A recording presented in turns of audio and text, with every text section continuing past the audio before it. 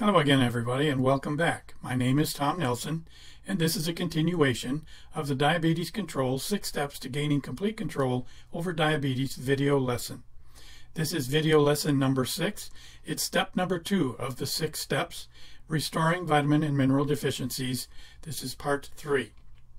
So, how do you restore vitamin deficiencies? We learned in the last video that when your blood sugars are out of control, that your kidneys malfunction and dump massive amounts of vitamins and minerals into your urine. But it's also true, that you learned, that because of changes in our food supply over the last 50 to 75 years has caused significant reduction in the amount of vitamins and minerals that are available to us in our food. And further, because we are not as active as we once were, we're not burning as many calories nor requiring as many. So it's pretty much a virtual impossibility to get the minimum requirement of the vitamins and minerals in our diet each and every day. So it's become very important that diabetics take a good quality multivitamin every single day. And so what is a good quality multivitamin? Remember those antigens, those sensors. Every cell in your body has them, the little antennas that reach out into the bloodstream, and they sample everything that comes by. And if it shouldn't be there, they will alert the immune system, and the immune system will reject them. It will encapsulate them in an antibody, and it will destroy them and get them out of your system. So if there's chemicals or anything in your diet, they will be flagged and removed. Most of the vitamins and minerals, especially the multivitamins that are on the market today, are synthetic. They're not extracted from an organic source. So while they're cheap, they're inexpensive, and some of them do a lot of advertising, they aren't going to do you any good. If you take them, your antigens are going to identify them immediately as being a fraud, as not being natural or beneficial. So your immune system, instead of benefiting from those vitamins and minerals, are going to go to war, and it's going to cause inflammation, which is something you've been trying to stop. So don't buy vitamins from drugstores, department stores, discount outlets, any of them, because none of them are going to be organically based. You're going to have to go online or go to a health food store to find them. You're going to pay more at a health food store, but they should say on the label that they are organic or that they are extracted from organic sources. So all multivitamins, though, you should be aware, are low in magnesium and calcium. It's going to be necessary to supplement them. Others will need to be supplemented because of oral diabetic medications. Remember drug mugging.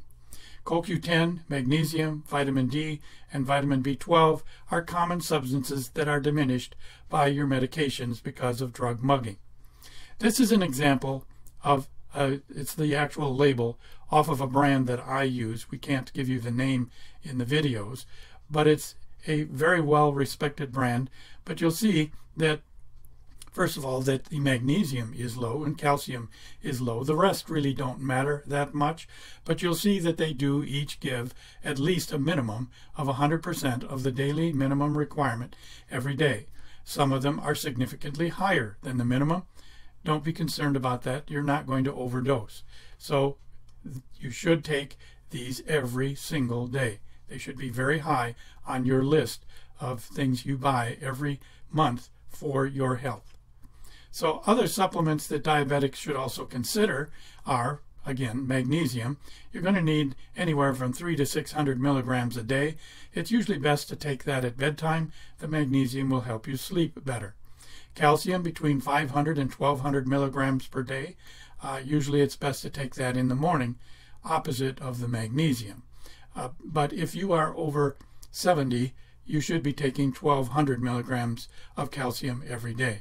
CoQ10 is highly recommended. You recall in previous videos that CoQ10 is used every single time one of your power plants fire to produce energy and heat. So you might consider adding CoQ10 to your list of supplements. Vitamin D3, is also very important. If your doctor isn't tracking calcium and vitamin D, you really need to encourage him to include that in your blood tests to ensure that you are getting it. The D3 is the natural form, and it is 5 times more readily absorbed than the D2 prescription types, but there are some diabetics whose system will not absorb the D3 version, and so they have to take the D2 prescription from their doctor. But just make certain that you're getting adequate amounts of vitamin D in your diet every day. Alpha lipoic acid, that's of particular importance if you're diabetic with neuropathy, but it's also an extremely high antioxidant, which is something that certainly all of us could benefit from. You only need 100 milligrams a day to start for treating neuropathy, but if necessary, you can go to 200, 300, or even 600. Those are all available. So those will not only stop the pain, the itching, and the burning of neuropathy in your extremities, but it will also stop the progression. Lutein, 20 milligrams a day, is going to protect your eyes. Alpha lipoic acid is also very good for protecting your eyes, but there's none better than lutein. And 20 milligrams a day will protect your eyes against cataracts if you haven't had them or you feel that you may be prone to developing them.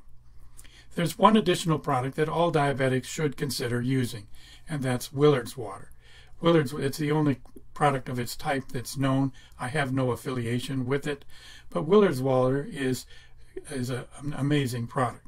It will increase your absorption of vitamins and minerals by up to 85%. And that's important for especially older diabetics, because not only are they suffering from the issues of vitamin and mineral loss because of diabetes, their age is another factor. As you age, your body doesn't absorb vitamins and minerals as well as it once did. The dark formula is considered the best. It costs around $30 for a bottle like the one shown here. It's about a 32-ounce bottle, but it's going to last quite a long time. Typically, depending on how you use it, usually 2 tablespoons per gallon of water is all that's required. You mix it with a gallon of filtered water and just keep it in your refrigerator, and then use about a half a glass of it when you take your vitamins and your mineral supplements. You can purchase it at some health food stores. Not all carry it, not all even know what it is, but you can find it on the internet, and you will know that it's working, because your hair and your fingernails are going to start growing at a very rapid rate. So when do you take your vitamins and minerals? Do not take medications and supplements together. Remember, drug mugging. You should separate taking your medications from any of your supplements, especially your multivitamins, by at least 2 hours. So if you're taking one when you get up very early in the morning with breakfast, then do the rest mid-morning with a small snack, for example. But separate them so that you're not going to stop the drug mugging effect, but you're going to minimize it, because it won't prevent, the drugs won't prevent your absorption of the vitamins and minerals in your intestines. But your liver is still going to use up some of your vitamins and minerals in trying to deal with your medications, because once again, your antigens are going to alert your liver that those medications are chemicals and that they're not natural, and so your body is going to try to fight them, to try to get rid of them, and it will use up vitamins and minerals during that process. So take probiotics early or very late in the day when your acid levels are the lowest. Some medications have to be taken with food, so you can do that, and then take the others a little later at a different time, a couple of hours apart, possibly with a snack. So take your vitamins with food later in a snack, if that's the case. So how do you apply this to your daily routine? First, take a good quality multivitamin every single day. The one I take is 4 capsules in a serving. So I take 2 in the morning and I take 2 at night.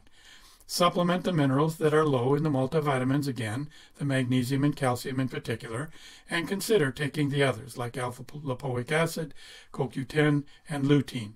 Consult with your pharmacist about drug mugging. They can tell you which vitamins and minerals your medications are going to impact. Also, be certain that you take them at the appropriate time. Remember, it's vitally important that you get 100% of that daily minimum requirement every single day, and you will be amazed at how differently you feel after a short while. And most diabetics realize an improvement in their blood sugar control just by taking a multivitamin every day. So now proceed to lesson number 6, step 2, part number 4, dehydration. Thank you for taking the time to watch this video, and please pay it forward. Thank you.